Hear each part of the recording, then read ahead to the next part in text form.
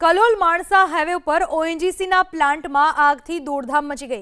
વહેલી સવારે ઓએનજીસીના પ્લાન્ટમાં લાગેલી આગ હજુ પણ બેકાબુ છે।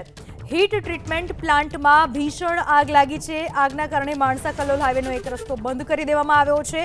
દૂર દૂર સુધી ધુમાડાના ગોટે ગોટા દેખાઈ રહ્યા છે। ઓએનજીસી પ્લાન્ટમાં આગ લાગવાની ઘટના બનવા પામી છે। વહેલી સવારથી આગ લાગેલી છે। હજુ પણ આ આગ ઉપર કાબુ મેળવી શકાયો નથી। હીટ ટ્રીટમેન્ટ પ્લાન્ટ, જે ઓએનજીસીનો હીટ ટ્રીટમેન્ટ પ્લાન્ટ હતો, ત્યાં આ આગ લાગેલી છે। આગના કારણે માણસા કલોલ હાઈવેનો એક તરફનો રસ્તો પણ બંધ કરી દેવામાં આવ્યો છે। લોકોમાં પણ એક ડર જોવા મળી રહ્યો છે।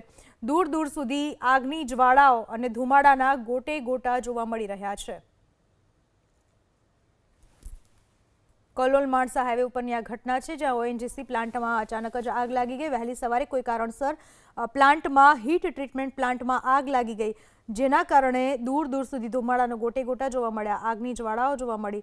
ફાયર બ્રિગેડની ગાડીઓ હાલમાં ઘટના સ્થળ પર છે। આગને બુઝાવવાની કોશિશ કરવામાં આવી રહી છે, જોકે હજુ સુધી આગ કાબૂમાં આવી શકી નથી। લોકોમાં પણ ભાગમભાગ મચી ચૂકી છે। હીટ ટ્રીટમેન્ટ પ્લાન્ટ જે આગમાં સપડાઈ ચૂક્યો છે। માણસા કલોલ હાઈવેનો એક તરફનો રસ્તો પણ બંધ કરી દેવાની ફરજ પડી છે। ફાયર વિભાગની ગાડીઓ હાલમાં ઘટના સ્થળે છે। કર્મચારીઓ આગને બુઝાવવાની કોશિશ કરી રહ્યા છે, જોકે આગ હજુ સુધી કાબૂમાં આવી શકી નથી। વહેલી સવારે આ આગ લાગી છે।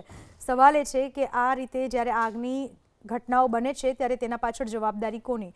શું ફાયર વિભાગના પૂરતા સાધનો ત્યાં હતા કે કેમ? આગ બુઝાવવા માટેના સાધનો ત્યાં પૂરતા હતા કે કેમ? ફાયર સેફટીની સુવિધા હતી કે નહીં? તે સૌથી મોટો સવાલ ઊભો થઈ રહ્યો છે। કલોલ માણસા હાઈવે ઉપરની આ ઘટના છે, જ્યાં ઓએનજીસી પ્લાન્ટમાં હીટ ટ્રીટમેન્ટ પ્લાન્ટમાં અચાનક જ વહેલી સવારે આગ લાગી ગઈ। હજુ સુધી આ આગ બુઝાઈ નથી।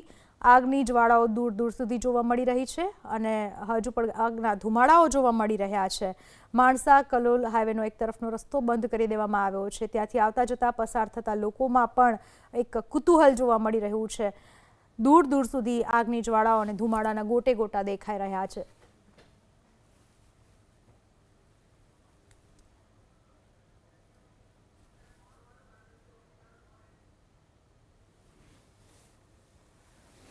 કલોલ માણસા હાઈવે ઉપરની ઘટના, ઓએનજીસીના પ્લાન્ટમાં આગ લાગેલી છે। હજુ આગ ઉપર કાબુ મેળવી શકાયો નથી। હીટ ટ્રીટમેન્ટ પ્લાન્ટમાં આગ લાગેલી છે। આગના કારણે માણસા કલોલનો હાઈવેનો એક તરફનો રસ્તો બંધ કરી દેવામાં આવ્યો છે। આગને કાબૂમાં લેવાના સતત પ્રયત્નો કરવામાં આવી રહ્યા છે, પરંતુ આગ એટલી ભયાનક છે કે તે કાબૂમાં આવી રહી નથી।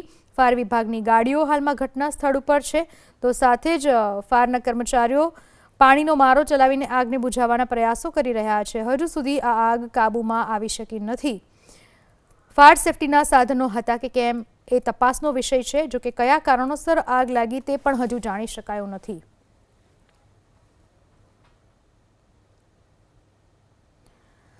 કલોલના મામલતદાર એનજે નાઈ આપણી સાથે ફોન લાઈન પર જોડાઈ ચૂક્યા છે। નાઈ સાહેબ, કયા કારણોસર આગ લાગી હશે? હાલની સ્થિતિ શું છે? શું જાણવા મળી રહ્યું છે ઘટનાને લઈને? એમને પ્રાથમિક જાણકારી મુજબ બોઇલર ફાટવાથી આગ લાગી છે। હા નાઈજી બોલો। એમની પ્રાથમિક જાણકારી મુજબ બોઇલર ફાટવાથી આગ લાગી હતી અને કોઈ જાનહાની નથી અમને જણાવ્યા મુજબ। બોઇલર ફાટવાથી આગ લાગી છે, ત્યાં કોઈ સેફટીના સાધનો હતા કે કેમ? ફાયર સેફટીના સાધનો હતા તમારા ફાયર સેફટીના? હા, મારી પાસે ઓએનજીસી ના છે, એમને આપું તો પછી કોલ કરું? એમ આપો, જોડે છે ઓએનજીસી વાળા, વાત કરાવશો? લ્યો હેલો, હા, આપ ઓએનજીસી માં કયા શું આપ ઓએનજીસી સંભાળી રહ્યા છો કે કઈ રીતે? અને જે મેઇન વસ્તુ છે કોઝ ને બધું એ અંદર જે અમારા ઇન્સ્ટોલેશન મેનેજર છે એમને ખ્યાલ છે। એટલે મામલતદાર ઓએનજીસી પ્લાન્ટમાં આગ કયા કારણસર લાગી છે?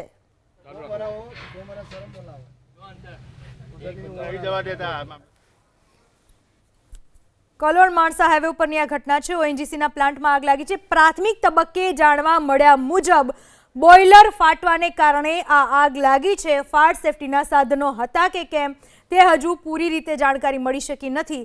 આપણી સાથે જોડાઈ ચૂક્યા છે અમારા સંવાદદાતા કલ્પેશ રાવલ। કલ્પેશ, જે આગ લાગી છે તેને લઈને હાલમાં શું સમાચાર મળી રહ્યા છે? પ્રાથમિક તબક્કે બોઇલર ફાટવાને કારણે અને ત્યાં ફાયર સેફટીના સાધનો હતા કે કેમ? સ્થિતિ શું છે? શું જાણકારી મળી રહી છે? અત્યારે પૂનમ હું અહીંયા ઓએનજીસીના પ્લાન્ટ આગળ છું ને અહીંયા અંદર જવા નથી દેવામાં આવતા.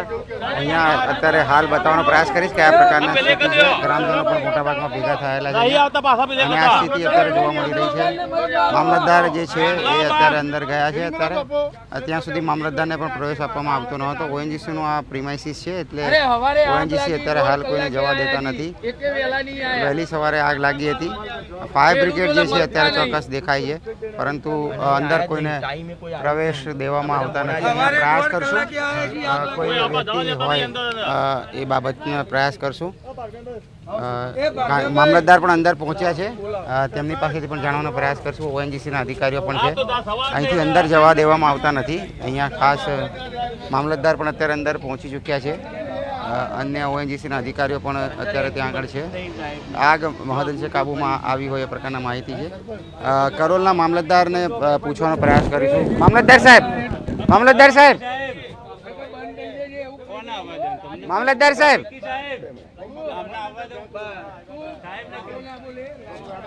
અત્યારે હાલ ચાલી રહી છે અત્યારે મસલત આખી.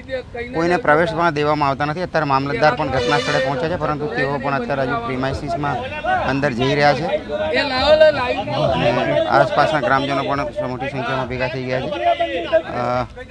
મામલતદાર સાહેબ, મામલતદાર સાહેબ, ફાયર બ્રિગેડના જે ગાડીઓ છે અત્યારે દેખાશે. ઓએનજીસીની પોતાની પણ ટીમ છે અને કલોલ ફાયર બ્રિગેડની પણ મદદ લેવામાં આવી હતી. અંદર શું સ્થિતિ છે તે જાણવું મુશ્કેલ છે કારણ કે જે મેઇન ગેટ છે ત્યાંથી જ અંદર જવા દેવામાં આવતા નથી. અહીંયા મામલતદાર પણ અત્યારે હાલ જોઈ શકાય છે કે તેઓ પણ અંદર જવાનો પ્રયાસ કરી રહ્યા છે. પ્રિમાઇસીસની બહાર આ પ્રકારના દ્રશ્યો છે. અંદર શું ચાલી રહ્યું છે, કેમ આગ લાગી હતી, ફાયર બ્રિગેડના સાધનો હતા કે કેમ, એ તમામ બાબતો જે છે એ સવાલના જવાબ મેળવવા મુશ્કેલ છે. અત્યારે અંદર કોઈ જવા દેવામાં આવતા નથી. મીડિયાને પણ અત્યારે હાલ અંદર પ્રવેશમાં દેવામાં આવતા નથી. કલ્પેશ, આ તો લુખ્ખી દાદાગીરી કહી શકાય કારણ કે ઓએનજીસીમાં ત્યાં મામલતદાર પહોંચ્યા. પહેલા તો મામલતદારને પણ અંદર જવામાં આનાકાની કરવામાં આવી. મામલતદારે મીડિયા સાથે વાત કરવાનો પ્રયાસ કર્યો તો એમને રોકવામાં આવ્યા. મીડિયાને નથી જવા દેવામાં આવતા. કેમેરો બંધ કરી દેવામાં આવે છે. આ તો લુખ્ખી દાદાગીરી જેવો વ્યવહાર થયો. આપ ઓએનજીસીમાંથી જો, आप ओएनजीसी में जो शू परिस्थिति है ત્યાં આગળ, શું હાલત છે ત્યાં? हिंदी क्या स्थिति है, किस तरह से जाके देखेंगे ना. अंदर किसी को जाने नहीं दे रहे? अरे तो ये अंदर पब्लिक प्लेस है नहीं, हमें तो जाने की तो वो देख के अगर सेफ नहीं होगा तो किसी को चोट लग गई फिर एक बार एसेस करने दीजिए. जब सेफ होगा तो जाने देना. કલ્પેશ, આભાર આપનો માહિતી બદલ.